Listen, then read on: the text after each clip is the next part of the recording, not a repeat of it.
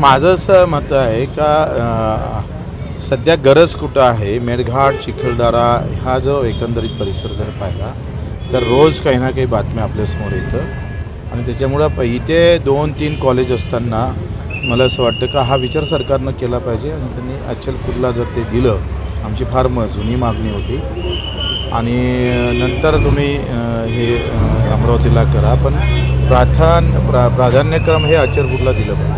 अजून शपथही घेतली नाही म्हणजे तुमचं कसं आहे का भाऊ नवरी घरी आल्याबरोबर लगेच पुरणपोळी दिली पाहिजे.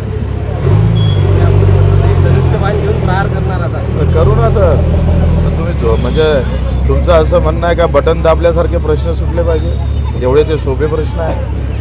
आता चना खरेदी बंद झाली होती तर लगेच आपण चना खरेदी सुरू केली का नाही केली.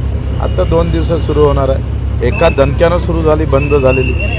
माझं म्हणणं आहे कुठं मागणी केली याच्यापेक्षा त्याची गरज कुठं आहे हे फार महत्त्वाचं आहे. लक्षात घ्या आपल्या देशामध्ये हे चुकतं आहे.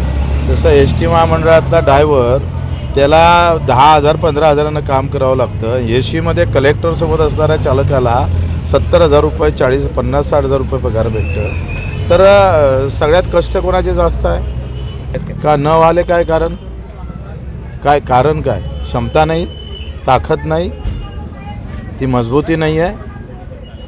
मग असल्यानंतर मला असं म्हणतं आहे रात्री 2 वाजता सामान्य माणसासाठी दार उघडणारा तो कुठल्या जातीचा आहे धर्माचा आहे पंथाचा आहे कधी एकनाथांनी कधीच पाहिलं नाही आणि म्हणून भगवा झेंडा जरी असला तरी तो सगळ्यांना सन्मान देणारा आहे आणि त्या ताकदीचे माणसं खऱ्या अर्थानं राज्यात असणं गरजेचं आहे.